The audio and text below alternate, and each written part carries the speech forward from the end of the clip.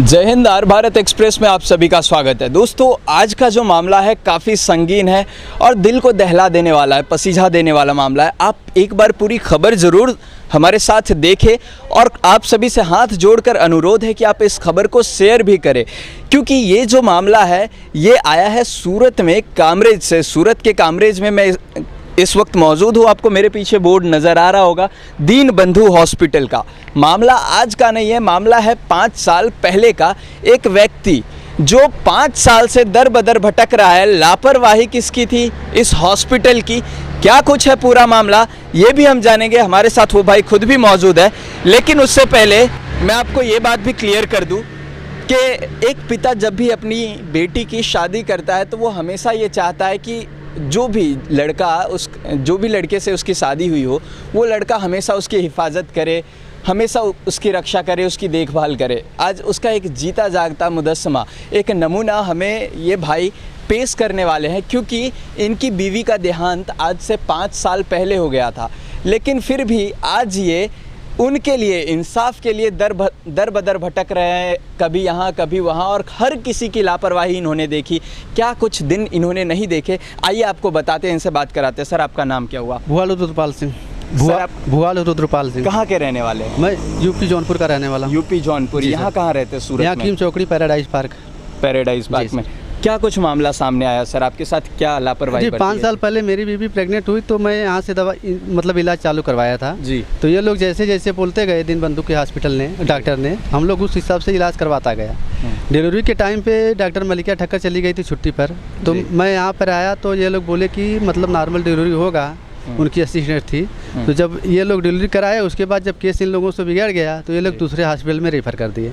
वहाँ के डॉक्टर ने भी हम लोगों को बताया कि नहीं, सब कुछ नॉर्मल है, कोई दिक्कत नहीं होगा, खाली थोड़ा सा मतलब बच्चेदानी निकालना पड़ेगा। तो मैं बोला कोई बात नहीं, ऐसा कुछ होता है तो आप वो भी कर दीजिए।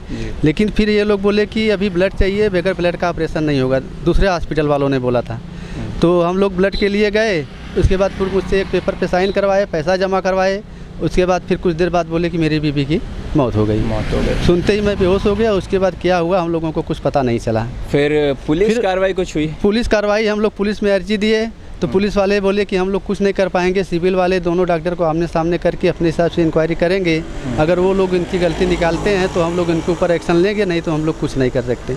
ऐसा करते करते मैं 3 बार आईजी साहब से मिला, एसपी साहब के यहाँ गया तो वो नहीं मिले, डीवाईएसपी साहब से मिला। मतलब जो जहाँ जहाँ बोलता गया, मैं 5 साल से लगातार धक्का खा रहा हूँ। अंत में मामला कोर्ट में अभी गया है। कोर्ट से अभी देखो क्या सुनवाई होता है। मैं चारों वकील कौन से वकील के पास? विनोद उपाध्याय करके एक वकील साहब है, मैं उनके पास गया था। कठोर कोर्ट में अभी केस चल रहा है जी। अभी देखो आगे कोर्ट क्या कार्रवाई करती है। वो तो अब इस हादसे को 5 साल हो गया। 5 साल हो गया। आपका बच्चा सेफ है? बच्चा अभी सेफ है सर। सेफ है। देखिए, 5 साल पहले की ये घटना है। 5 साल पहले डॉक्टर की लापरवाही की वजह से किसी की जान चली गई। इनका भी कहना सही है और बिल्कुल सही है अपनी जगह। एक डॉक्टर जो होता है वो गायनोकोलॉजिस्ट एक डॉक्टर होता है, जो सिर्फ जिसका काम होता है कि प्रेगनेंसी के वक्त या फिर जब भी डिलीवरी हो रहा हो उस वक्त वो उस व्यक्ति, उस महिला के पास मौजूद हो जब डिलीवरी हो रहा है। क्योंकि हॉस्पिटल में है ये चीज़, ये मामला हॉस्पिटल के अंडर में है, तो हॉस्पिटल में वही डॉक्टर देखेगा जो गायनोकोलॉजिस्ट है, क्योंकि वो एक एलिजिबल डॉक्टर है प्रेगनेंसी के टाइम पे महिला को देखने के लिए। लेकिन जो गायनोकोलॉजिस्ट डॉक्टर थी, डॉक्टर मलिका ठक्कर, यही ना जी, डॉक्टर मलिका ठक्कर जो थी, ये जा चुकी थी छुट्टी पे। ठीक है, ये कोई बात नहीं, हर कोई छुट्टी पे जाता है। 2 दिन पहले ये छुट्टी पे चली गई। इन्होंने कहा कि हमारी असिस्टेंट डॉक्टर इस मामले को देखेंगी, इनका यही कहना है। असिस्टेंट डॉक्टर जो थी, अब वो BHMS क्वालिफाइड थी। उनका नाम क्या था सर? सपना पटेल BHMS क्वालिफाइड थी। इसी हॉस्पिटल की घटना है, दीन बंधु हॉस्पिटल। होम्योपैथ डॉक्टर है वो, BHMS। अब कोई BHMS डॉक्टर कैसे किसी ऐसी फीमेल को इमरजेंसी केस में, क्योंकि ये एक इमरजेंसी केस ही हो गया, जब डिलीवरी का टाइम है, ये एक इमरजेंसी केस है, ये आम बात नहीं है। तो एक BHMS डॉक्टर जो इस चीज़ के लिए एलिजिबल नहीं है, वो कैसे देख सकता है किसी ऐसे पेशेंट को जो इमरजेंसी में? अगर आपके अंडर का नहीं है तो आप कहीं और ट्रांसफ़र कीजिए। सर आप यहाँ, आप बता रहे थे आप यहाँ आए, आपसे क्या कुछ कहा गया था हॉस्पिटल द्वारा जब लेकर आए अपनी वाइफ को? तो यहाँ पे लेके आ गया तो सपना पटेल ने मुझसे बोला था कि अगर हम लोगों की ड्यूटी में हो जाएगा तो ठीक है, नहीं होगा तो फिर बाहर से डॉक्टर आएंगे तो उनका चार्ज आपको अलग से देना पड़ेगा। मैं बोला कोई बात नहीं मैडम, मैं देख लूँगा। जी।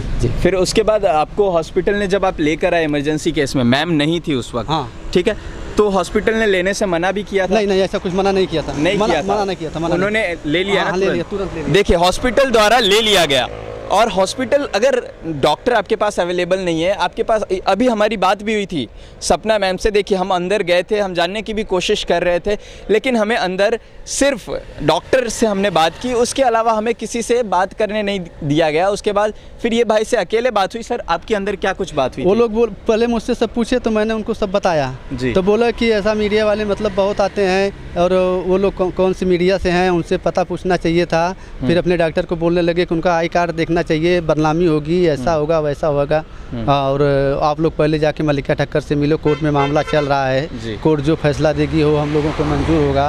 फिर दूसरे हॉस्पिटल में जाओ, वहाँ मरी है, हम लोगों के यहाँ नहीं मरी है, हम लोगों के यहाँ से हम लोगों के यहाँ से हम लोग वहाँ ट्रांसफ़र कर दिए थे। ये दुनिया भर का मतलब बात कर रहे हैं, इधर से उधर घुमा रहे हैं।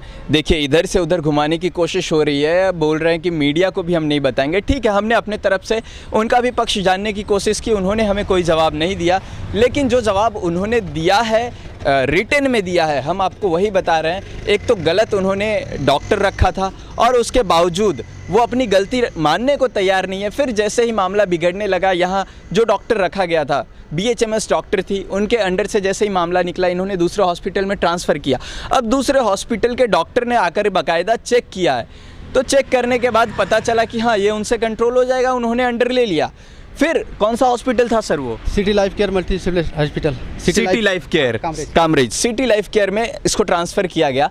उसके बाद वो डॉक्टर ने आकर के चेक किया, चेक करने के बाद उन्हें लगा कि हाँ ये उनके अंडर में हो जाएगा, तो उन्होंने ले लिया। फिर उसके बाद सर आपको वहाँ जाने के बाद क्या कुछ करना पड़ा है प्रक्रिया में? वहाँ जाने के बाद पहले वो लोग बोले सब कुछ नॉर्मल है। यहाँ से जाते वक्त डॉक्टर आपके साथ? ये डॉक्टर सपना पटेल हम लोगों के साथ में थी जी। वो नीचे चेकअप किए, बोले यहाँ पे मतलब सब कुछ नॉर्मल है, हो सकता है बच्चेदानी मतलब निकालना पड़े, अब सिविल में जाओ, किसी सरकारी हॉस्पिटल में जाओगे, वहाँ वो लोग लापरवाही करेंगे।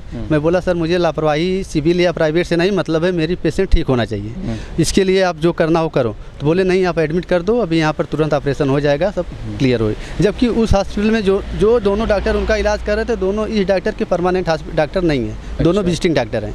अब वो फ़ोन किए, वो डॉक्टर कब आए, वो डॉक्टर किसने इलाज किया, हम लोग को किसी ने उनसे मतलब मिलवाया नहीं था कि हाँ ये डॉक्टर आपके पेशेंट को देख रहे हैं। अच्छा, आपको कुछ बताया नहीं? ना हम लोगों को कुछ नहीं बताया गया उस समय, कुछ नहीं बताया गया कि यहाँ कौन से डॉक्टर आपकी बीवी का इलाज कर रहे हैं, कौन से डॉक्टर नहीं कर रहे हैं, ऐसा कुछ नहीं बताया गया। कुछ नहीं बताया गया। और आपको फिर कब पता चला कि आपकी बीवी की डेथ हो गई? मुझे तो लगभग 8 बजे वो लोग बुलाए।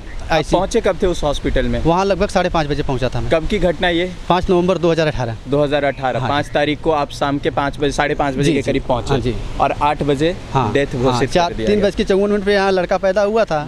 उसके बाद वही 1 घंटा लगभग यहाँ ये लोग रोके थे और फिर यहाँ से वहाँ पे जाने में जो समय लगा 5:30 बजे लगभग हम लोग वहाँ पहुँचे जी। तो देखिए उसी दिन डेथ घोषित कर दिया गया, यानी 5 से 8 के बीच में जो फासला है, 2.5 से 3 घंटे का फासला है, उसमें अगर चाहते तो सर्जरी हो सकता था, लेकिन वो टाइम कहाँ निकाला गया वो समझ नहीं आया। अगर आपके अंडर में नहीं था तो आप ना बोल देते, इमरजेंसी केस में नहीं लेते, तो ये शायद दूसरी जगह चले जाते, लेकिन जो चीज़ आपके अंडर में नहीं था वो आपने लिया, टाइम ज़ाया किया और किसी की जान चली गई। एक माँ जो अपने बच्चे को जन्म देते देते सीधा स्वर्ग को सिधार गई, लेकिन आज भी उसको इंसाफ मिला नहीं है। अब बताइए इसमें हॉस्पिटल के ऊपर कार्रवाई होनी चाहिए कि नहीं? इसमें पूरी तरीके से गलती हॉस्पिटल की आ रही है, इस दीनबंधु हॉस्पिटल की भी आ रही है और वहाँ उस दूसरे हॉस्पिटल सिटी लाइफ केयर उनकी भी आ रही है, क्योंकि अगर आपके पास, इनके पास, दीनबंधु के पास डॉक्टर नहीं था तो उन्होंने लिया क्यों पेशेंट? पहली बात, अगर आप पहले ही ना बोल देते तो ये दूसरी हॉस्पिटल में जाते, इन्होंने पेशेंट लिया, फिर उसके बाद लापरवाही बरती गई, जब मामला इनके हाथ से बिगड़ा दूसरे जगह ट्रांसफ़र किया गया। अगर उनके अंडर में नहीं था तो उन्होंने फिर ओके क्यों किया? उनकी भी गलती आई। अगर ओके किया तो फिर आपने लापरवाही क्यों बरती? इनका यही कहना। सर अब आप क्या चाहते हैं? मुझे सिर्फ इंसाफ चाहिए। अब चाहे इनकी गलती हो चाहे उनकी गलती, दोनों जन का लापरवाही की वजह से मेरी बीबी की मौत हुई है। अगर डॉक्टर उस वक्त यहाँ पे मौजूद होते तो ऐसा कुछ नहीं होता। कुछ नहीं होता। इनकी भी बात सही है। कई भी डॉक्टर से बात कर चुका हूँ, यहाँ तक कि सिविल के डॉक्टर ने जिसने रिपोर्ट बनाया था उनसे भी मैं मिला, तो उन्होंने भी यही बोला कि अगर डॉक्टर उस वक्त मौजूद होती तो ऐसा कुछ नहीं होता। बिल्कुल सही। गायनोकोलॉजिस्ट डॉक्टर यदि वहाँ पे होती, डॉक्टर के न रहने से ऐसा हुआ। स्वयं ये बात मलिका मैडम ने भी हम लोगों के सामने स्वीकारा है, आज भले वो ना बोल दें कि अगर उस दिन मैं ऐसा यहाँ पे होती तो ऐसा नहीं होता। गायनोकोलॉजिस्ट डॉक्टर जो एलिजिबल होते, अगर वो होते तो शायद सर्जरी उसी वक्त हो जाती और सक्सेसफुल होती, और उसको बाकायदा प्रॉपर तरीके से उसको क्लियर करा दिया जाता, सर्जरी सक्सेसफुल हो जाती। लेकिन इतनी लापरवाही जो बढ़ती गई और एक व्यक्ति की, एक माँ की जान चली गई, एक पत्नी की जान चली गई, एक बेटी की जान चली गई। हम चाहते हैं कि इन फ्यूचर ये किसी और के साथ ना हो। आप भी इस चीज़ का ध्यान रखें। आप सभी से हाथ जोड़कर निवेदन है कि आप इस वीडियो को शेयर करें। ऐसे हॉस्पिटलों से आप अपने परिवार वालों को बचाएं, उनके जान जोखिम में ना डालें। और हम भी यही चाहते हैं कि आप अपनी जान भी जोखिम में ना डालें, ऐसे हॉस्पिटलों में आकर अपनी जान जोखिम में न डालें। आप और कुछ कहना चाहेंगे सर? मुझे कहना चाहिए बस, आपको न्याय चाहिए बस। न्याय की गुहार कर रहे हैं, 5 साल से दर बदर भटक रहे हैं। आप प्लीज़ इस वीडियो को शेयर करें, ज़्यादा से ज़्यादा शेयर करें और इन्हें न्याय दिलाएं। बहुत बहुत धन्यवाद। देखते रहे आर भारत एक्सप्रेस। सूरत से आदर्श सिंह राजपूत की रिपोर्ट।